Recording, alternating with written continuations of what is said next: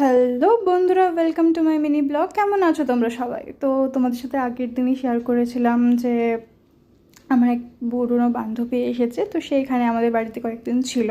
তাকে আমাদের আশেপাশে যে কিছু জায়গা আছে সেগুলো ঘুরে দেখাচ্ছিলাম, যেমন গঙ্গার ঘাট। এখানে কোন্নগরের বড় মন্দির ঘাট ভীষণ বিখ্যাত এবং ভীষণ সুন্দর একটা ঘাট, তো সেখানে গেছিলাম। তারপর গেছিলাম হচ্ছে রাজরাজেশ্বরী মন্দির, ঘাট থেকে 1 মিনিটের হাট মানে দূরত্বে। আর সেদিনকের ওয়েদারটা এত সুন্দর ছিল, গঙ্গা এত উত্তাল ছিল। তারপর সন্ধ্যা আরতি দেখে গেছিলাম হচ্ছে রাজরাজেশ্বরীর মন্দির। বিকেলটা পুরোটাই গঙ্গার ঘাটে কাটিয়েছিলাম। তারপর ওর কিছু শপিং করার ছিল, সবার জন্য গিফট ফিফট নিল।